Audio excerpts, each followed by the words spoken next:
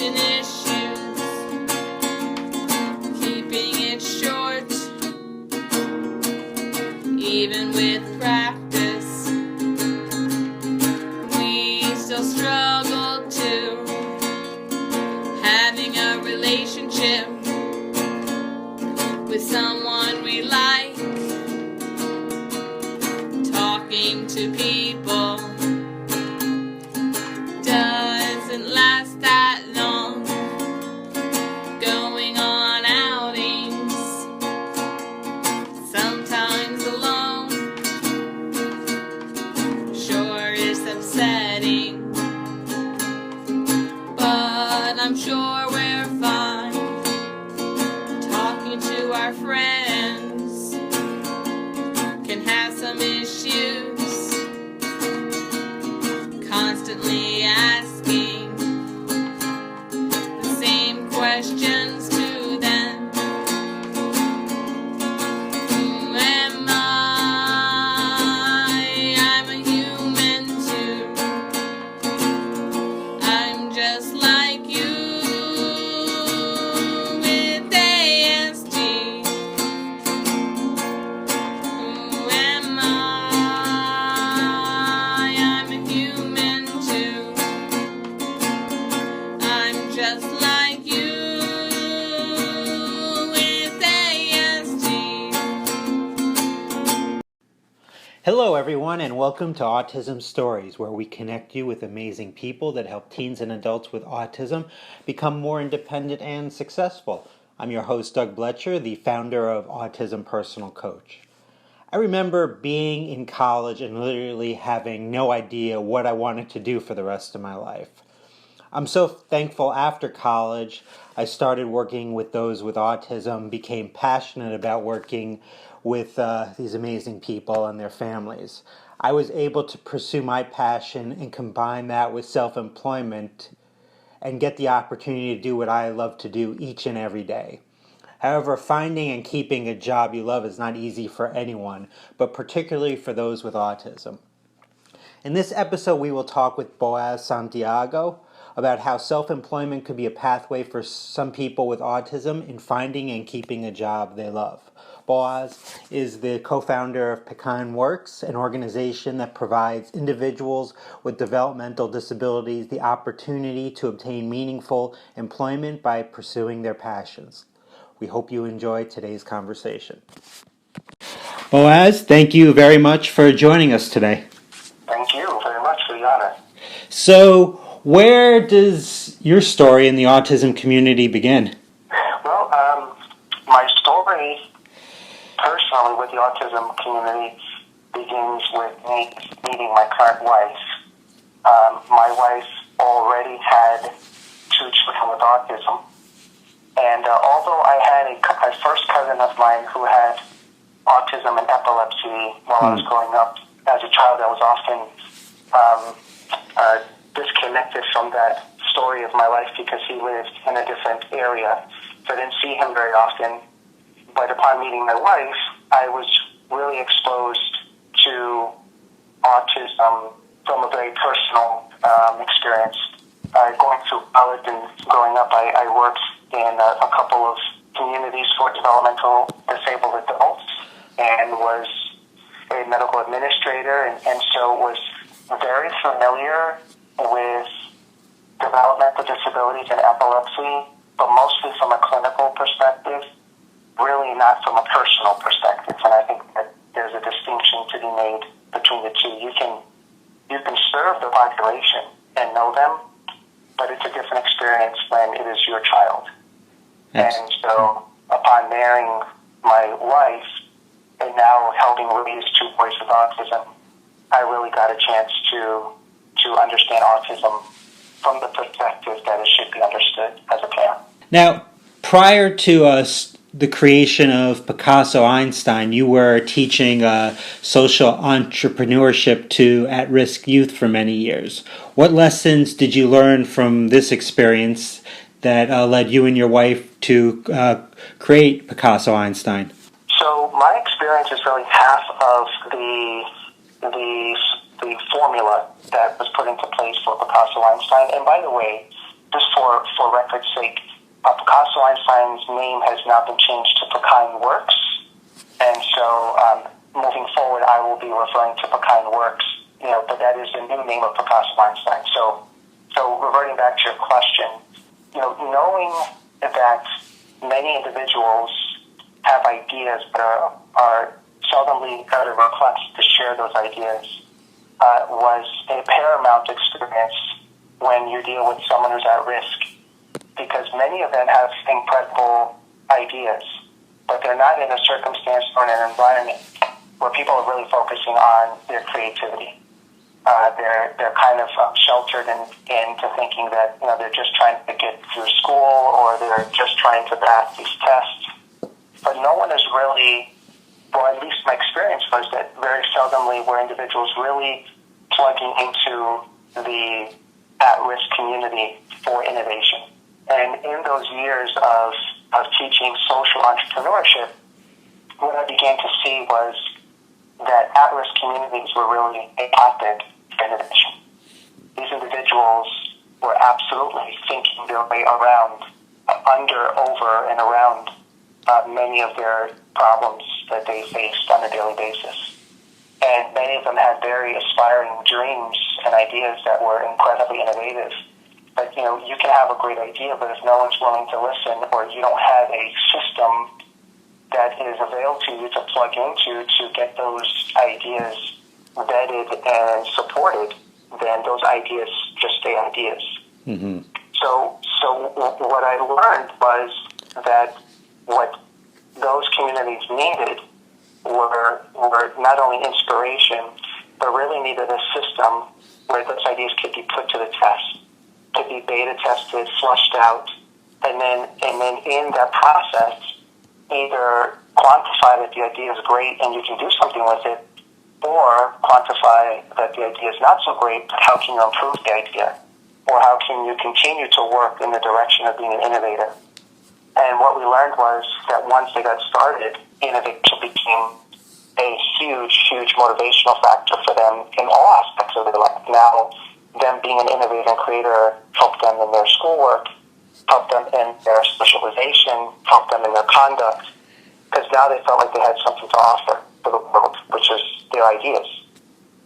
So my wife, being an attorney who is focused largely on the special needs communities, the special needs guardianship and estate planning, had all too often come across families who had children who were aging out of the system with no plan whatsoever for work. And so was seeing a common trend among many of the families that she served of children being couch potatoes because they really didn't have a plan for employment. And my wife once said, listen, I don't want this to be our kids, and we need to figure something out now. And so what we decided was what is the only thing you can do with someone who's not of age to work? Well, entrepreneurship. You can be an entrepreneur at 10 years old. Right. And you can sell lemonade at 8. So entrepreneurship not only made sense for our kids because of their age, because we could actually get started now, but in the conversation we realized that kids with autism are at risk. And so, whether you're at risk economically or at risk cognitively or at risk in other ways, at risk is at risk, meaning that the cards are stacked against you.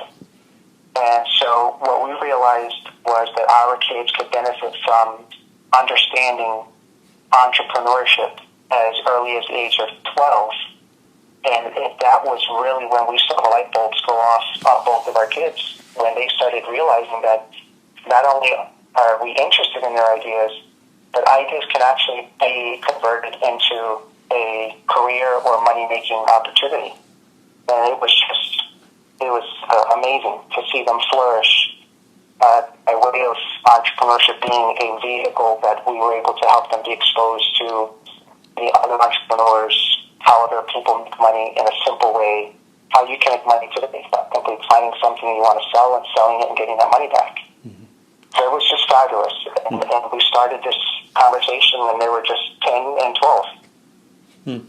And for those that aren't aware of PicEin Works, could you tell them a little bit about your organization and how they can learn more about what you do? Sure. So PicEin Works has evolved. Originally, we started seeing the benefits of our own two boys and decided to offer some guidance and some classes to other parents, and that we did. And then we started doing some more formal presentations and trainings that we've done for universities.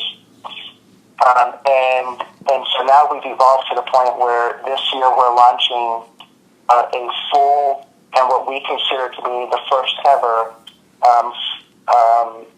complete book and guide on how to start your own business. And the entire book is tailored for people, families with developmental challenges. Really any sort of disability, if you would. Mm-hmm. And the reason why we say the first ever is because what we found is that there's a lot of books out there that are on entrepreneurship, which is okay. So entrepreneurship in itself is not a new idea, nor is it new information. But the types of things that you have to consider if you are an individual with disabilities or a family are things that a normal entrepreneur would not have to think about, which is how will this business impact my benefits?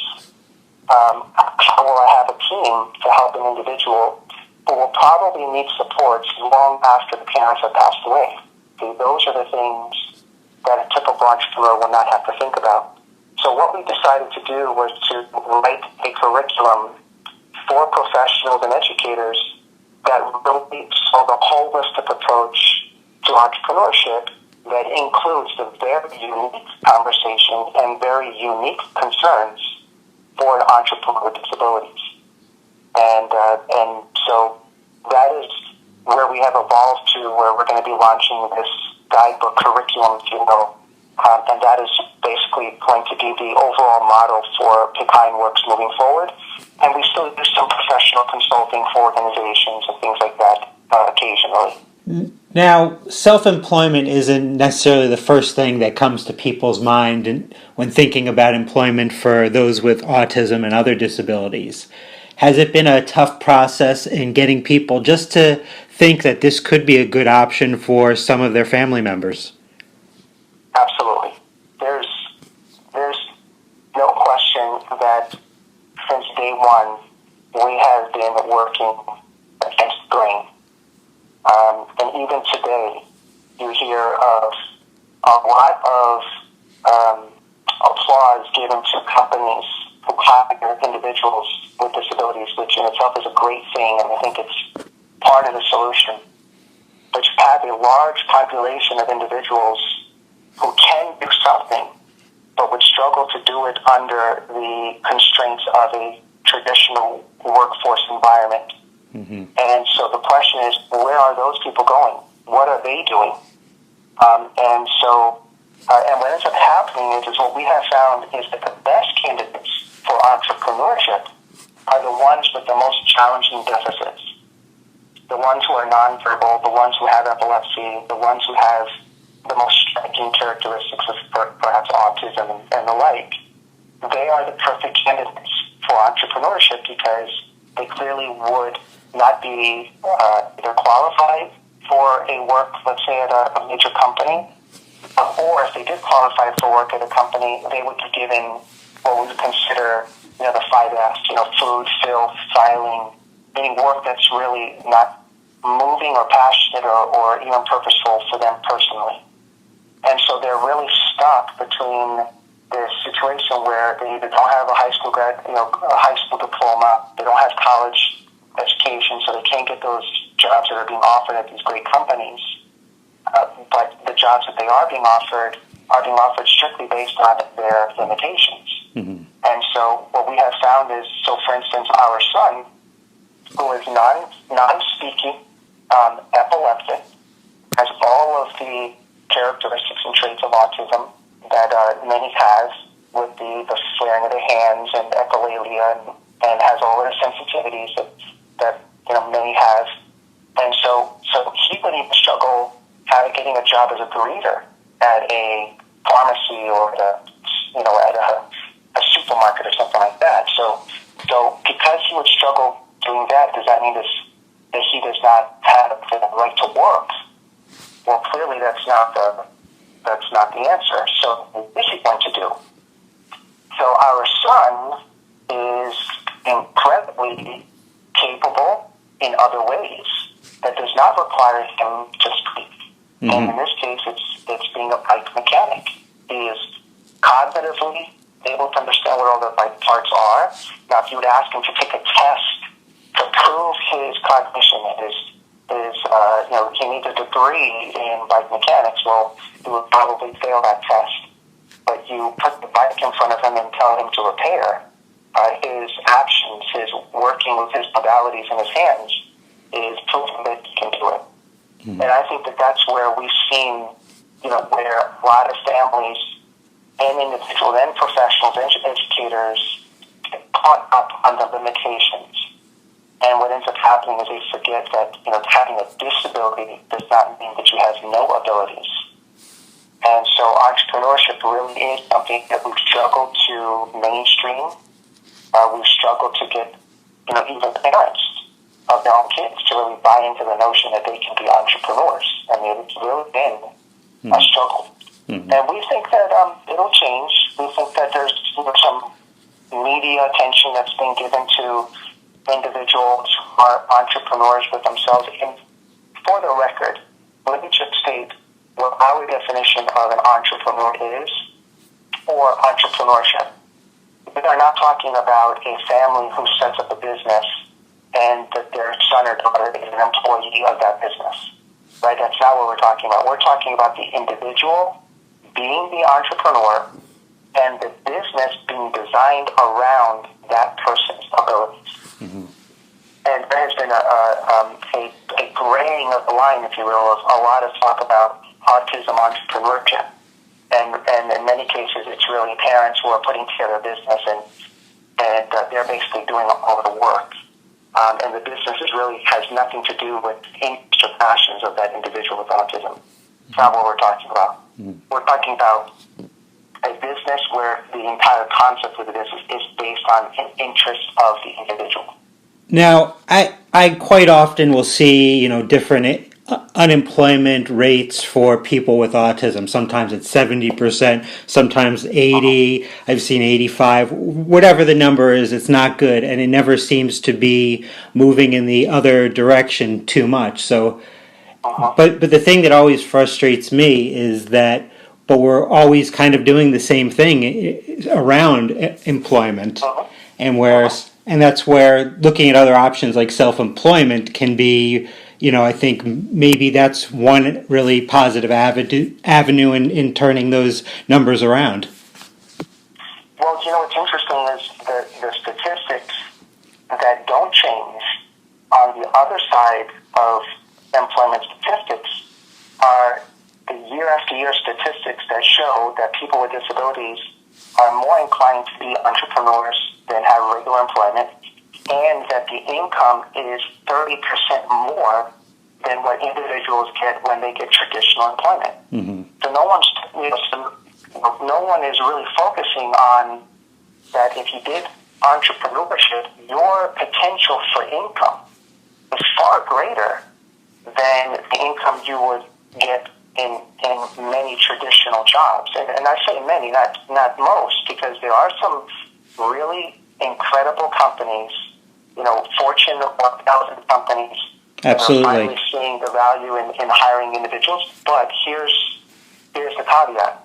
They're hiring the cream of the crop. They're hiring individuals who have college educations, who have a lot of abilities, far more so than a great number of our population who simply don't have that ability to work in a Fortune 1000 company. So we've got to figure out, where is everybody else going? If you're not working for Microsoft and SAP and Google and Chase, then where are you working? And for me and for my wife, our paramount question is not what you're doing, but do you like what you're doing? And I don't think that's a question that's asked often enough. I think too many people celebrate the fact that someone has a job and forget that, that person deserves to actually enjoy what they're doing, because everyone else moves on that. No one else, decides to go have a job that they hate. They're always looking for jobs that they would like. Mm-hmm. And I think that that's a question that's not asked often enough. And I can't tell you how many individuals I've spoken to who have jobs, and they seem like they're content, and that's a great attitude to have, is to be content with the job that you have.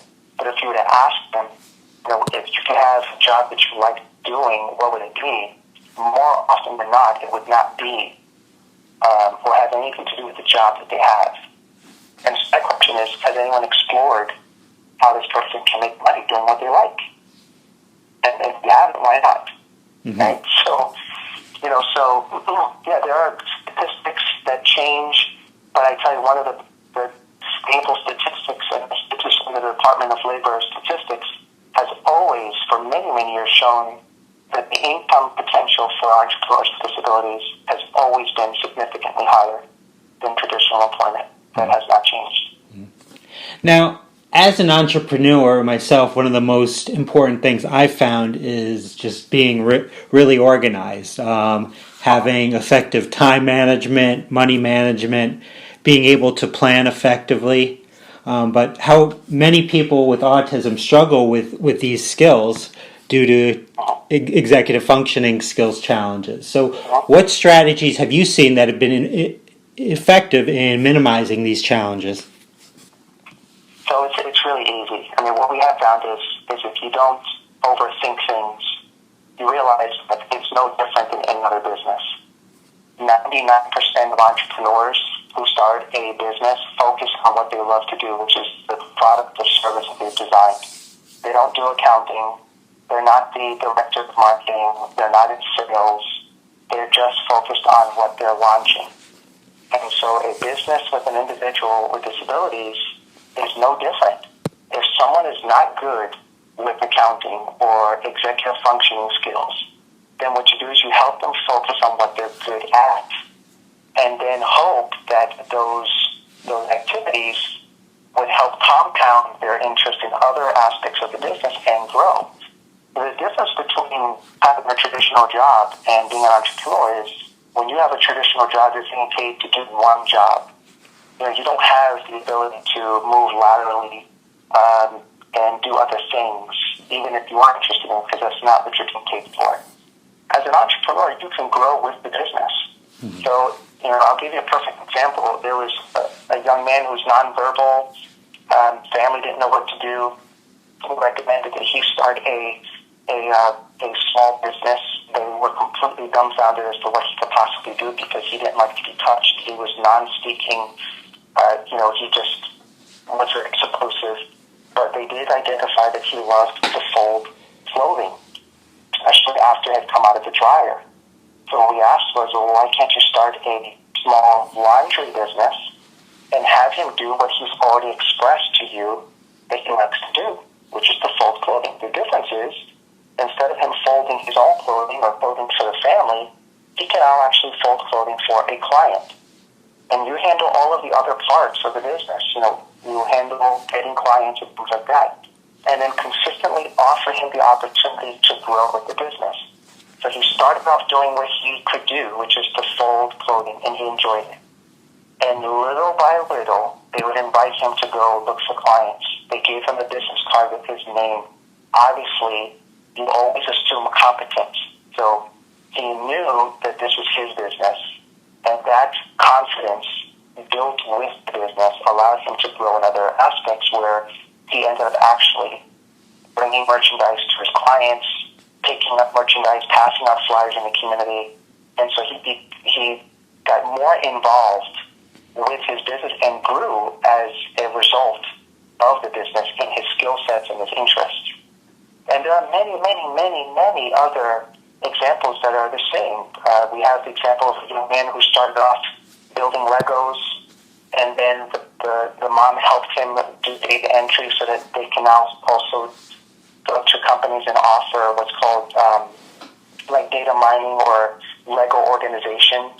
So they basically would count every piece to keep a Lego inventory at schools to make sure that they have. Well, he learned how to do data entry, how to create Excel sheets.